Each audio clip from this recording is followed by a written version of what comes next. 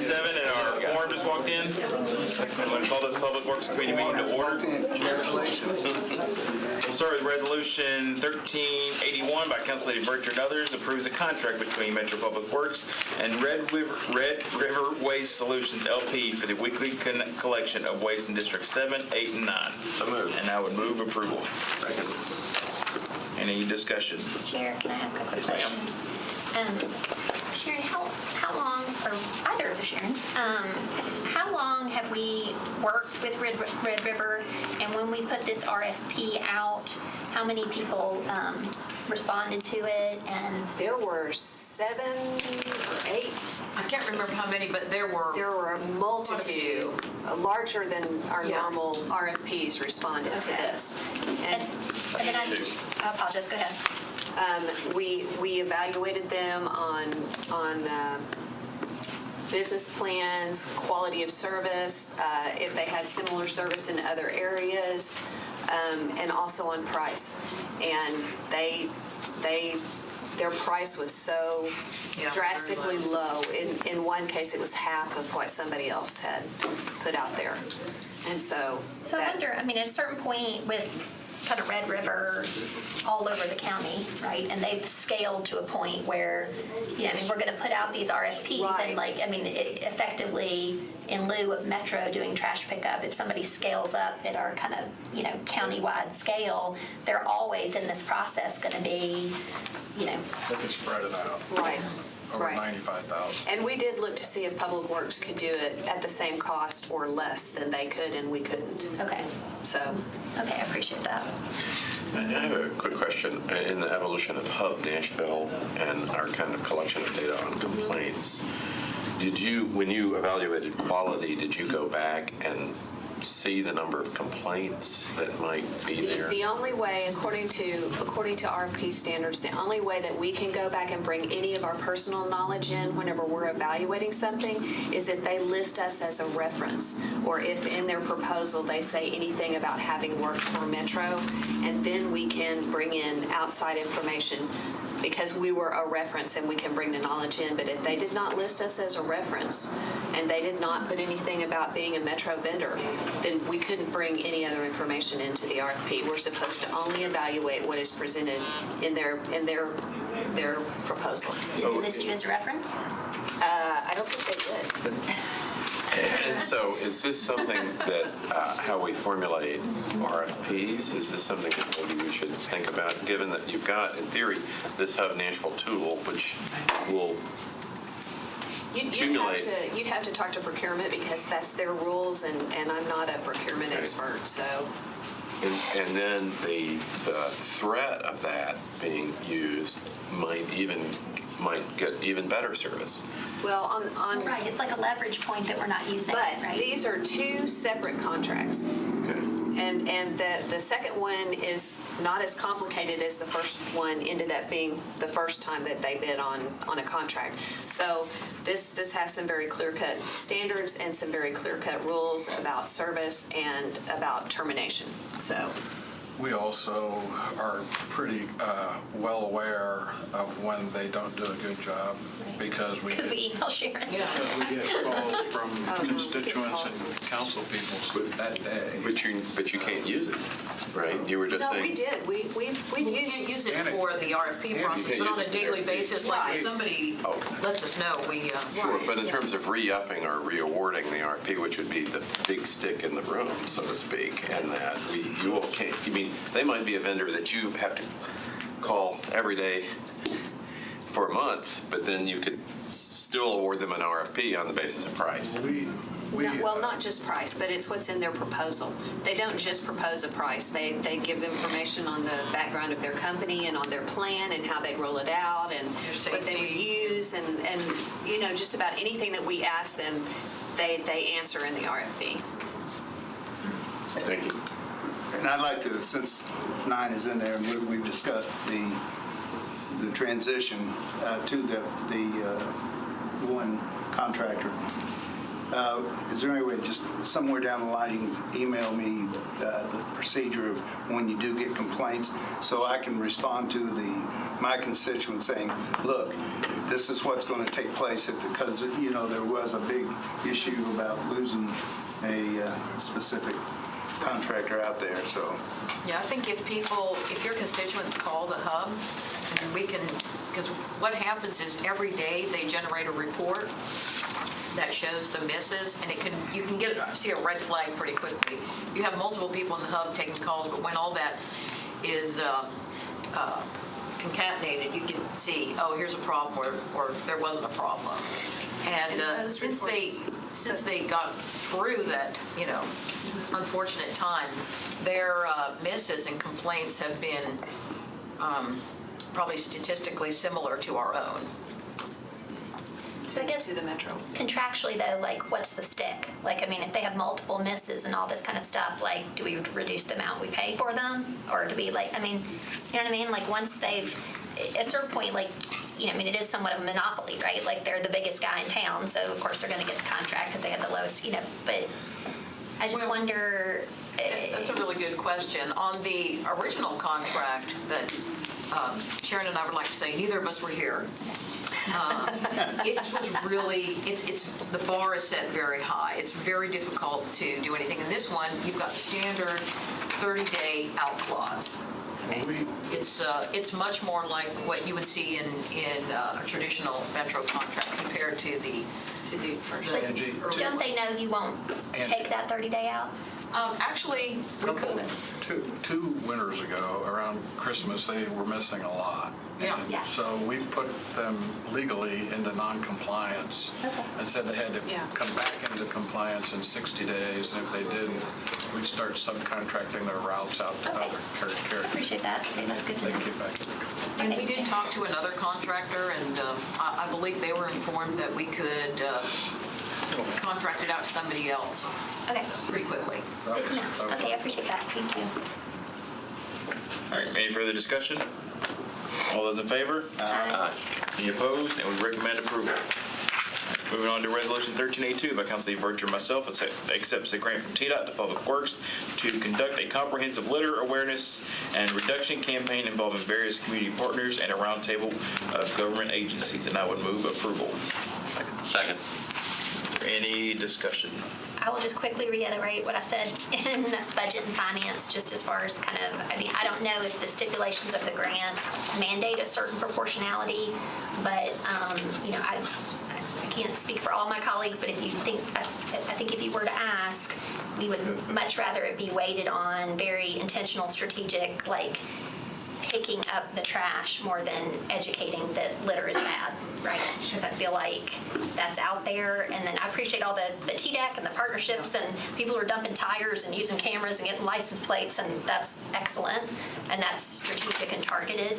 But if the proportionality of education, enforcement, cleanup is not mandated by the grant, I would hope that you would hear us on just absolutely. pick up the trash, because litter begets litter, and it's just, we all have those areas in our district that we just would really love to see. Well, and I want to reiterate something that I believe you said in the budget and finance. If your constituents could call and let us know, call the hub and let us know, I mean, it is a great tool, and that is one way that we can be alerted if there's a problem. Absolutely. Yeah. Trying to do that Really as much as I can. Thank you. All right, any further discussion? All those in favor say aye. Aye. Any opposed? And we recommend approval. On to ordinance 1383 by Councilor Berger, Councilman Bednay, and myself, approves an agreement between the United States Department of the Army and the Metro Water and Sewerage Services to provide relocation assistance for the Mill Creek Flood Risk Management Project in Davidson County, Tennessee. And I would move approval. Second. Somebody You just talk about what, exactly what's going on with this, if you don't mind. Yeah, this is it's actually part of the UFPP, and we had the opportunity to go to Washington and petition the Corps for flood type recovery type projects, and so part of that assignment is to buy out homes, and so the federal government will pay for 65% of the expense, and Metro pays 30%, 35%, and essentially, the Corps handles most, if not all of that process. So you guys remember when I opposed the downtown flood protection? I had forgotten about that, Councilman. And I did it because I wanted it to be citywide, and they did listen to the request, and they went all over the city, and they are trying to address flood-prone areas by removing obstructions to the water running. So this is them actually doing what we asked them to do, which is to remove obstructions to the free flow of water on areas of the city. So we're very thankful. So you mentioned 6535, but can you speak to, so there's 44 buyouts, there's bridge modifications, channel improvements. I mean, what would you say with metros and/or across the whole grant? Again, proportionally, how much of that is bridge modification and channel improvement? How much of it is buyouts? Like how? Most of that, Council Lady, this round is going to be the home buyout program. How much of it would you say? I don't have that number in front of me, but we're capped. That money's in the legislation. And I was looking for John because he has the file on it. So I had that number somewhere here in the courthouse. I decided it with me, but. Okay, so construction costs allocated to non-structural flood risk management. That's the home buyout program. This is the home buyout program. The next phase of that is a bridge modification, and the first step is to do the design. But once again, that'll be split with the Corps of Engineers. We'll then pick up most of the fee. Okay, so I apologize. So structural flood risk management versus non-structural flood risk management. Which one is home buyout and which one? Non-structural is the home buyout. Okay, that seems counterintuitive, but okay, gotcha. What do you think about it? Okay. You're basically removing something. Got it. Okay. Yeah, the structure of the river or the waterway. Got it. Thank you. Any further discussion? All those in favor say aye. Aye. Any opposed? And we recommend approval. I don't see Council Lady Blaylock for Resolution 1385, and I don't have a letter. So we'll move on to Resolution 1388 by myself. I'll recognize the Metro Public Works Department for receiving the American Public Works Association accreditation designation, and I would move approval. Mark, or somebody want to talk about what that goes into that accreditation? Well, I think we're going to have a more formal presentation at the next council meeting on this. We've got somebody coming in from the organization, but this was an effort that the Public Works Department took on its own, and it's a best practices, policies, and procedures type accreditation by the American Public Works Association. We did get accredited. It took us less than a year to do that. It often takes longer. But we were one of all, or I think we were number 140 in the country to achieve that out of thousands of public works departments around the country. And I think we're the only state capital that has it. So it's a real accomplishment. And meaning that we have not had this accreditation before. I would also add that I don't think any other metro departments have gotten it either. So it's an accomplishment. Well, like I said, I think we will have a presentation next council meeting. Sharon, or did you guys want to add anything? We're glad it's over. Let me say also that when they had a national team come in and evaluate the department, and we did really well. They had 4 auditors come in and go over all of our policies and procedures, interview the people that were responsible for those different areas, and it took them 2 days to get through the audit. So it was a lot of work. They found the whole scooter thing amusing. I was going to ask if they had any best practices on scooters, but Do you all have that audit or that document or whatever the report they presented? They're going to present it. I think we were rated on something close to 400 different items. Okay, so all those ratings and everything, we can see that? Yeah. Okay, can you send that to the committee or? Yeah, we'll get. Okay, all right, thank you. any further discussion? All those in favor say aye. Aye. Any opposed? And we recommend approval. Ordinance 1280 by Councilman Hastings and Swope approves the plans for a non-hazardous liquid waste processing facility to be located at 2832 Whites Creek Pike, Nashville, Tennessee. Councilman Hastings. All right, yes, we're back again with this with the non-hazardous waste issue that is going on in District 2, which is an issue that I have to deal with it anyway because the current establishment is in District 2, and where they're looking to move to is in District 2 as well. Which my main outlay is to make sure that the environment is clean, that is better than what's there right now, that we are having no outset establishment to where there's any other components that's outside of a single standard building that we have. We actually had a meeting with over 100 people that were there recently after our last meeting here. They were people that were there, and quite frankly, I was utterly surprised that there were a lot of people in support. And actually for the petitions, and thank you, Councilman Bettany, that actually addressed getting petitions to where I was in talking to the people again inside of our district, that they addressed and they actually wrote and said, listen, this is not, we want this facility cleaned up. There were over 100, and there are several petitions that's out on your desk right now. I know that there's two sides to every story. There's a group that is saying, oh, we don't want it, and quite frankly, in the shape that it's in right now, I wouldn't want it either. But with the new standards and also with TDEC being involved, and will be monitoring this facility, and it'll all be enclosed in one unit, that is what we need. We need it. I am the spokesperson. I am the counsel for the district, and I am requiring that we do a better job within our district as we move forward in this area. So I'm here asking for your approval of this matter. I know I've spoken to several of you. I know there are some concerns, and hopefully we answer those things. And if there's anything that you have a question of, be free. And we have the attorney and also the engineer that's here that's working with the groups that we will be able to answer those questions for you. So what is it that you want us to do with the ordinance? I want the ordinance to be approved, to move. I want the ordinance to be approved and to move forward because we got to clean up the area, and that is what I'm hearing from a lot of the constituents that is inside of our district.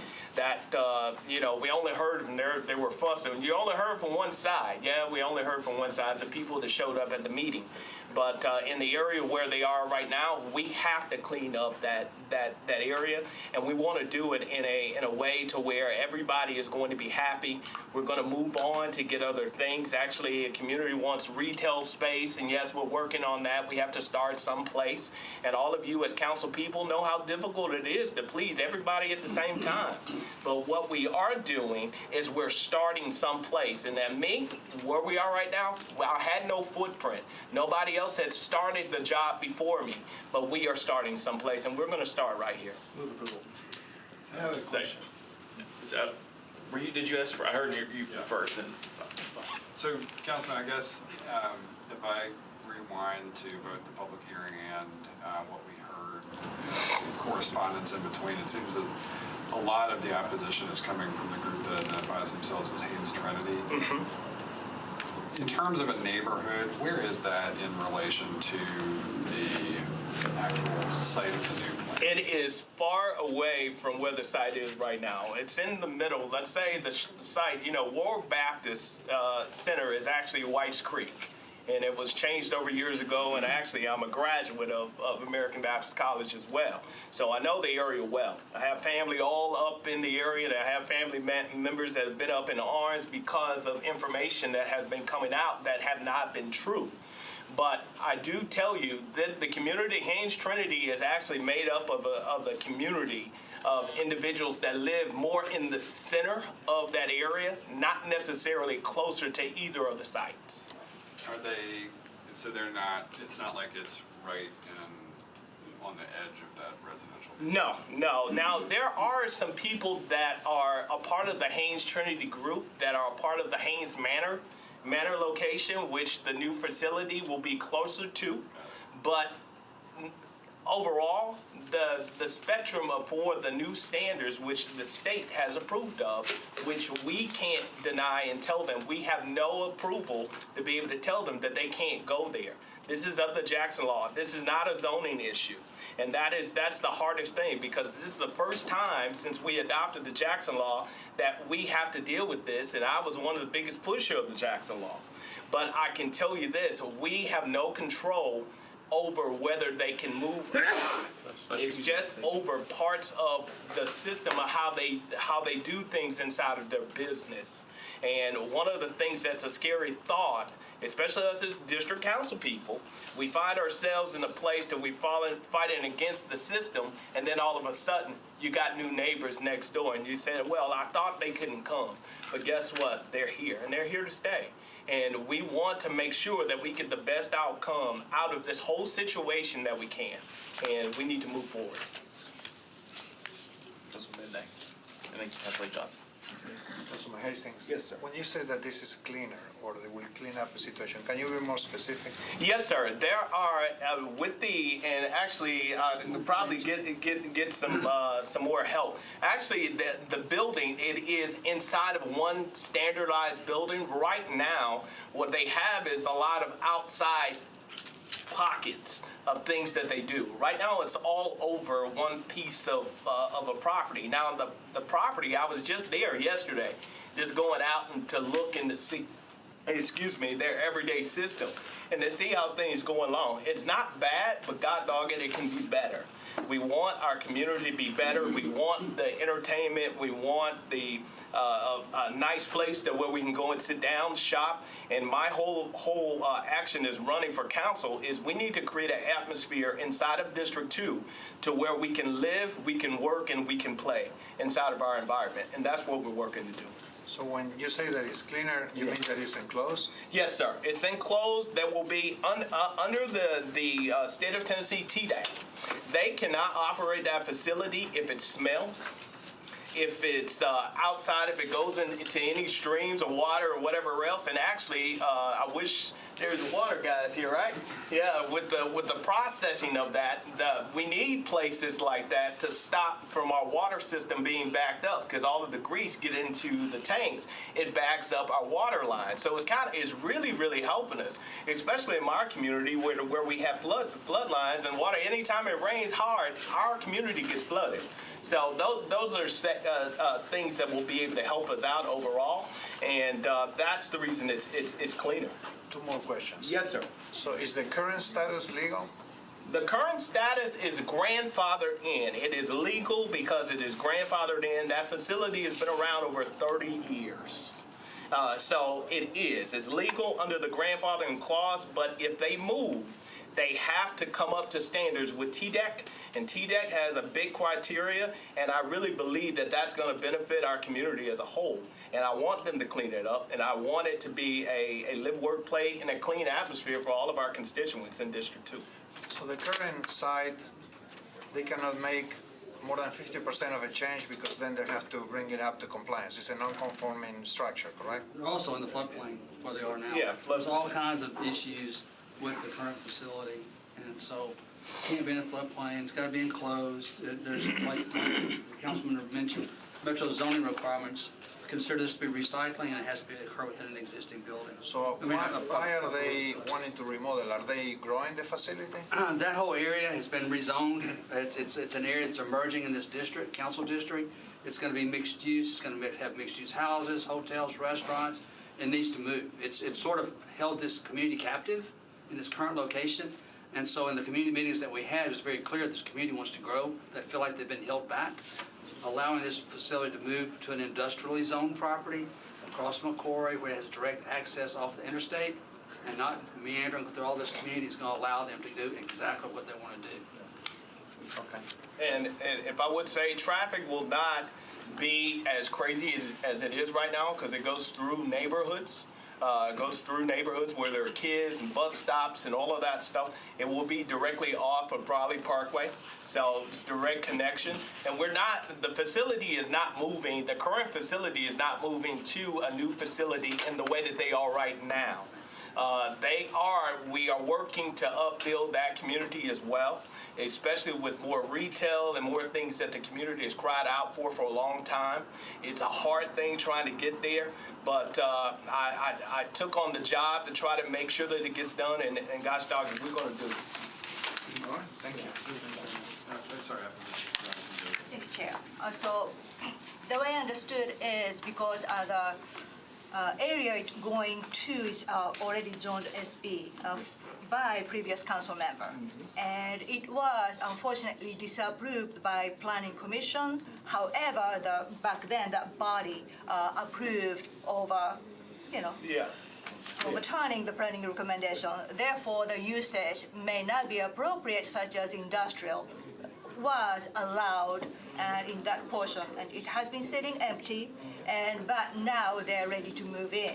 So one of the usage on that SP was allowed. That's why we are considering that usage. So on that, the way I understood is because this is not a zone change, rather Jackson law. So if the industrials comes in, not even considering recycling, we don't even talking about this Jackson law. Because of the recycling, refined grease portion is going to be discharged to sewer, and another one is refined to another portion, then transferred somewhere. That's why we are talking about a Jackson law. Exactly. I just wanted to make sure that point. Yes, Councilwoman, you are exactly correct. And you hit everything nail on the head. We have to continue to comply. The facility has to comply by all of those rules. And because of those rules, I feel better about allowing this facility to move forward. I think I saw you then. Sorry, Councilwoman. Thank you. So, a couple of quick questions. So the new location, does it have many objections from its new neighbors?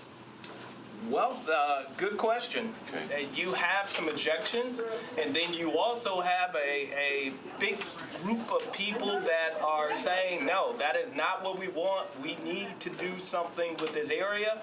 We need to clean this area. It is closer to the facility. We're tired of all of those trucks. I've heard it all. And I think overall, with the change that we're looking, this facility will not even be seen from the street. Nobody will smell anything. Nobody will hear anything, other than the everyday truck coming up. But nevertheless, I think this is a much better position to be in. Okay, and so the other question, so passage under the Jackson Law is allowing you to move a better facility from one site to a better site, both in District 2? Both in my district, just right up the street from each other. Where's the current one at? What's the address? It is World Baptist. I don't know the exactly. What street is it? World Baptist, right across from. Actually, the fast plant. Katie Hill. Yeah, Katie Hill, right there at Katie Hill, and that's another one of the things that tickled me to hear the community say that it will lower their value on your home. No, it doesn't. Katie Hill's housing prices right now about $600,000-$700,000, and everybody and their mom is moving there, and that place has been there for over 30-something years. So that is where we are. Councilman O'Connell. Can I confirm Public Works has a no position on this? Is that correct? Yes, we don't, or this isn't considered solid waste, so we don't, I don't even know that much about the operation. Councilman Hastings, just the site that it is currently on, that is grandfathered but not compliant and in a floodplain and smelly and all those things, in making this move, right? So I guess they are able then to sell that for development purposes to improve the community where they move. It's 100% fully contained, no odor, no all that by TDEC. Yes. So it's not just moving to that new site with heightened environmental bonuses, but it's also remediating and improving that site, taking away something that would flood waters, taking away something that smells. Yes. Okay. You're exactly correct, because I wouldn't have it. I know the community wouldn't have it, and being able to move a current facility that's a blah to moving to the other facility. I have family that's up in that area, and I wouldn't do that by any means. And they can't really, frankly, upgrade their facility and the way they operate their business without this land transfer, Yes. right? Because if they are to improve on their current site, they hit some trigger, but they don't have the financial incentive to effectuate that. That's exactly right. Could I address the committee for just a second, or maybe have Tom, because I think there was a question about why we're even here, about the Jackson Law. I mean, this isn't a solid waste. As a matter of fact, the grease component, it's not even considered a solid waste. We're not even here about that. It's mainly, they do get like oil that comes off a parking lot, or water that comes off a parking lot. They separate about 1% of that, it comes out to be oil, it goes to a landfill. That's the only reason I think we're here. It's just that component itself. So it's not like a solid waste. We're doing this because we're just being cautious to make sure we're going through the right process. We talked about not even coming to the council on the Jackson Law, but we decided that it would be a very easy process. It has. Which it hasn't turned out quite to be, but that's okay. So the public's been heard. I think that they understand this, where they were probably confused about it before. And I think all in all, this is going to be a very positive thing. So I just want to say that about the Jackson Law. Yes, ma'am. So regarding Jackson Law in that thing, so the way it states is we as a legislative body have to approve the location after 30 days with public hearing. So if the body does not approve, you do not get the permit, correct? That's correct. And if you will, I gave to the chairman a long time ago the 8 conditions under the Jackson Law that are to be applied by any municipality that adopts it or county. And I think it's absolutely clear under those 8 criteria, we meet those. So it's really a legal question, do we or do we not meet the Jackson Law requirements? But in addition to that, the policy issue is what Roy has articulated and the councilman has, and that is going from an area where there's 60 to 100 trucks a day on 30 residential streets to going through no neighborhoods coming off Potty Parkway to right to Whites Creek Pike. So we think it's compelling. Weren't sure we were going to be here in the first place, but it's been quite a ride. Because if it's not approved by the council, then they can take Metro to court for not approving it, and the judge looks at it totally brand new, looks at all the evidence, and frankly, I think they would approve it. I think it's a de novo hearing in the Chancery Court, which is mandated, and I think it's relatively clear. We prefer, obviously, not to go that route, but have it approved here. If I know Mr. White, he'll go to court.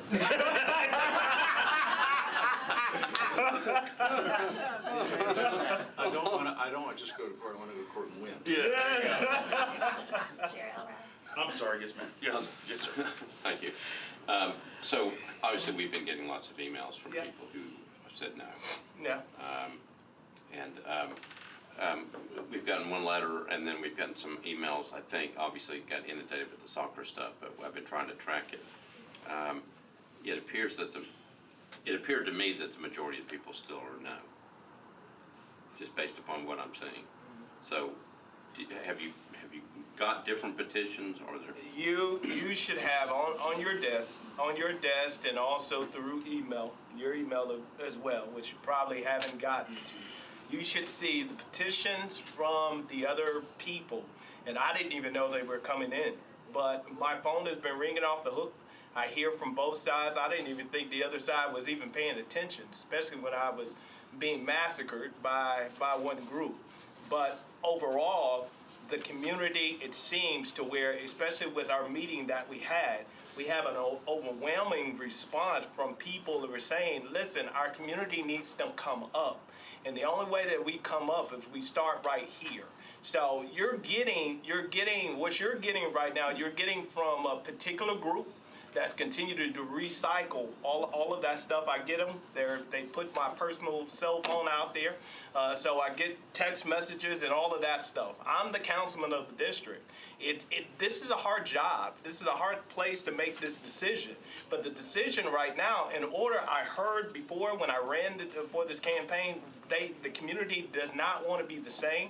They want to change. They want to move in a better position. And the way that we do it, we got to start somewhere, and we got to start right here. So this is probably something that 50-50, that group over here is saying we don't want it, and I think a lot of them don't understand. They don't want to. It's hard for us to understand the Jackson Law. But where we are right now, we have to move forward, and I will be working with constituents as we move along, as well as the facility on-site environmental, but we'll be working with them as well to make sure that we have a environment that we can all work together. So, Councilman, then would you assert that most of the opposition that we are seeing in our inbox is due to confusion? It's due to confusion. They think that what's at present is gonna, do you think the community understands that it's fully contained? Yeah, I don't, the one group that is that is going forward with the plans, they sent out emails with pictures of trucks and grease towers and all of this stuff. That is what people are seeing. You know, me as one person, as long with a few other people, when bad news gets out or when something gets juicy enough, it just flies around and it's not even true.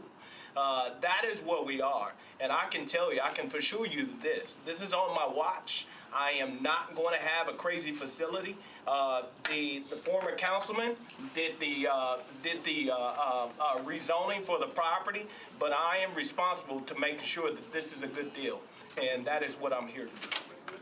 All right, we've got some folks that are, we have other committee meetings, so unless there's any other discussion, all those in favor say aye. Aye. Any opposed? No. We have one no. We recommend for approval. Thank you. Thank you. And since Council Lady Blaylock is not here, we will defer Resolution 1385 by rule. Stand adjourned. Councilman, to answer your question. The meeting of